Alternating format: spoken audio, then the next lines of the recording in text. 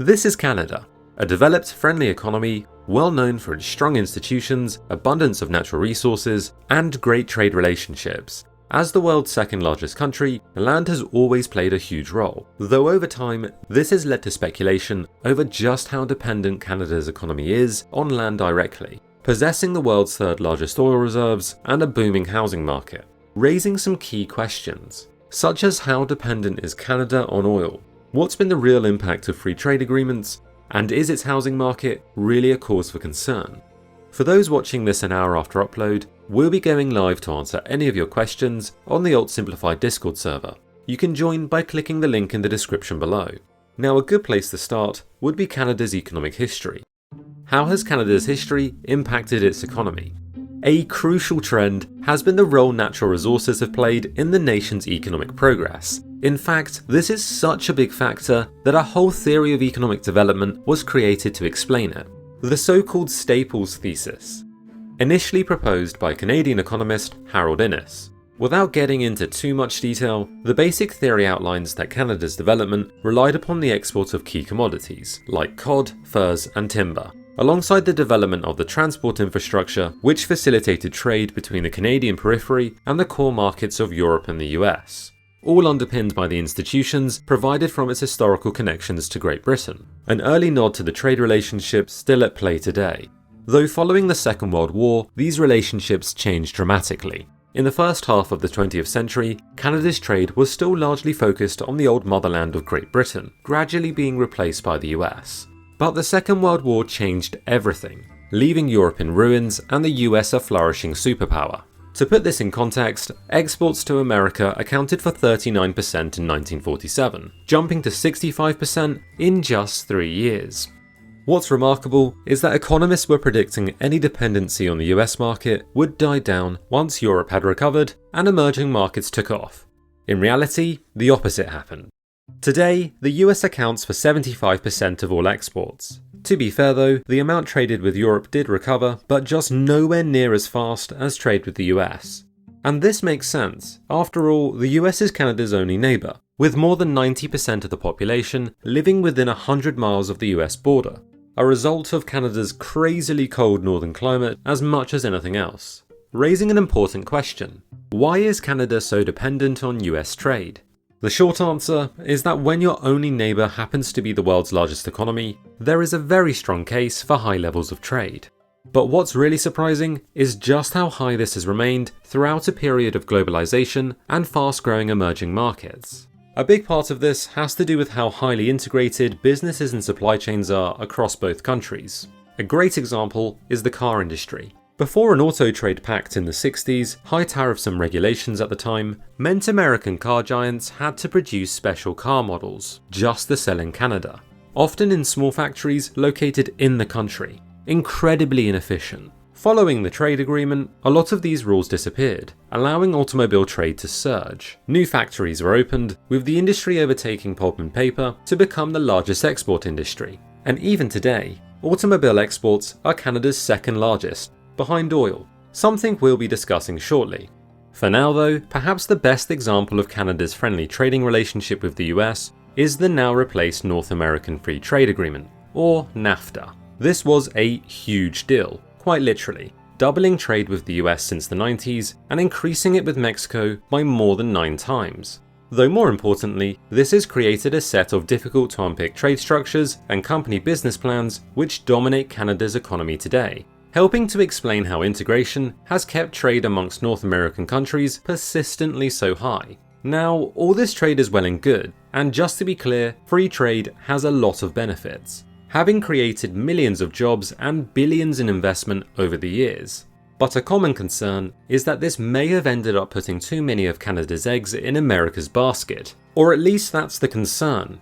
Researchers have pointed out that whilst we can look at trade as occurring between two countries, in reality, it's made up of tens of thousands of business relationships at a micro level, meaning trade flows are less vulnerable to being switched off if trade rules change, especially for those highly integrated supply chains where an item can cross the same border multiple times as a component before final assembly. In fairness, it's very common for most trade to occur regionally, even more so where you have a free trade agreement and highly integrated economies. For example, exports amongst European and Central Asian economies account for 70% of all exports for that area. And when it comes to what's being exported, whilst the oil trade is certainly Canada's largest export, the trade in physical goods is diversified. Yet, despite this, we can't help but ask, how important is oil to Canada's economy? Well, very. Although oil is found on and offshore in many parts of Canada, a lot of attention quite rightly falls on the shale oil sands of Western Canada, in provinces like Alberta, where the capital-intensive industry generates large sums of investment and underpins state spending. On a more macro level, the country produces about 5% of the world's oil, exporting an estimated 80%, with virtually all of that flowing down to the US through pipelines zigzagging the country. Best estimates suggest that for every Canadian dollar increase in oil, Canada's GDP gains $1.7 billion on average. Yet the economic picture isn't that clear-cut. Considering the rather large share of exports oil takes up, the economy is somewhat at the mercy of the commodity. In the last decade, the Canadian dollar, or the loonie for any forex traders out there, has fluctuated from being worth more than the US dollar to as little as 69 cents when oil prices collapsed. And this exchange rate flux creates a big headache. For example, Canada's historic depreciation has benefited non-oil exporters, but many have also been hit by high bills for importing expensive machinery, with all these impacts usually taking years to work through the wider economy, creating a significant time lag. Now, Canada's oil boom and its aftermath has, and to be honest still does, play a large role, but a more recent asset price surge has been felt in the nation's housing market, far exceeding the house price growth experienced by other major economies. So with that in mind, what's happened to Canada's housing market? A good way to show just how much prices have taken off is to compare Canada with the US. Whilst values in the US stalled following the Great Recession, Canada quickly recovered.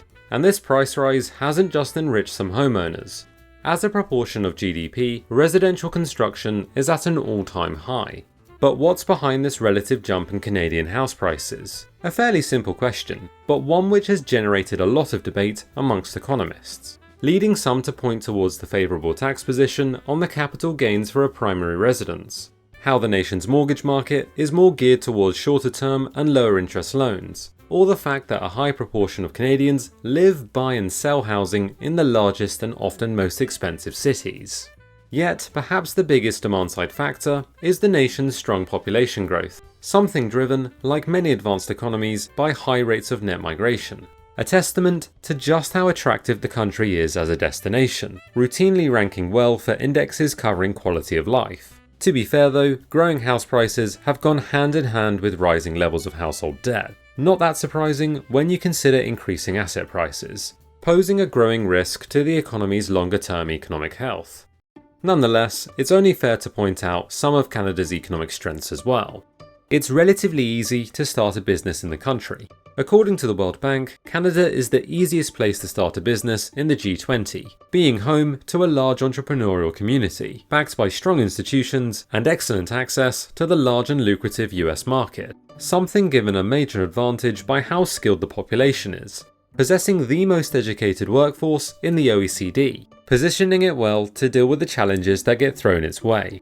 And speaking of positioning, whilst dependency on the US for things like trade has been highlighted, this relationship also forms one of its greatest strengths, with the proximity, access, and the deep level of integration the nation enjoys being a fundamental driver of the economy to date, and almost certainly will continue to be way into the future.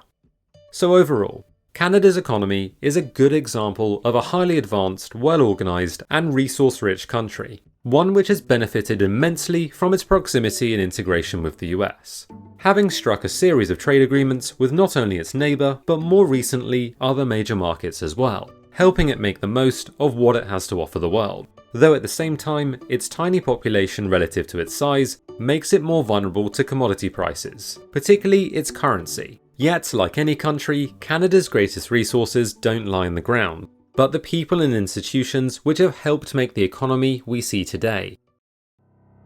And now, it's over to you. Is Canada really that dependent on the US? Does oil play that much of a central role? Will the loonie ever reach parity with the dollar again? We'd be interested to hear your thoughts in the comments below. Also, if you're watching this shortly after upload, we'll be going live on the Discord server 1 hour after upload to answer any questions. If you think we've earned it, consider giving us a like and subscribing. And as always, see you in the next video.